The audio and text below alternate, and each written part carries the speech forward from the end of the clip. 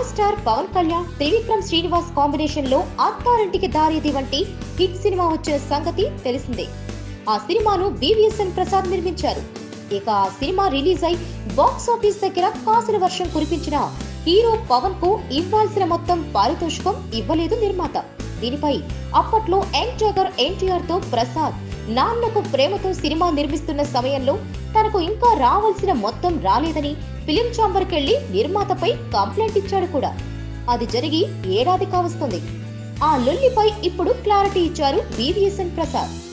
Attarintiki Daredi cinema సమయంలో పవన్ కు తను సగం రెమ్యూనరేషన్ ఇచ్చిన మాట వాస్తవమేనని, అప్పట్లో అలా ఎందుకు చేశానో నాకే అర్థం కావడం లేదని, పవన్ నాపై కంప్లైంట్ ఇవ్వడం నా దురదృష్టకరం అని చెప్పాడు.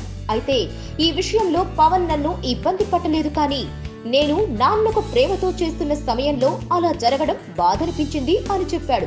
అంతేకాకుండా అప్పట్లో అత్తారింటికి దారేది రిలీజ్ కు ముందే సినిమా బయటకు వచ్చేసిందని, ఆ సమయంలో పవన్ త్రివిక్రమ్ ఇచ్చిన సపోర్ట్ వల్లే నేను సేఫ్ గా బయటపడ్డాను అని, వారి మేలు మర్చిపోలేనని గుర్తు చేసుకున్నాడు నిర్మాత. మొత్తానికి పవన్ కు ఇవ్వాల్సిన మిగతా పైసలు ఇచ్చేశాడట. Please subscribe. Hi, it's me Purna. Please subscribe.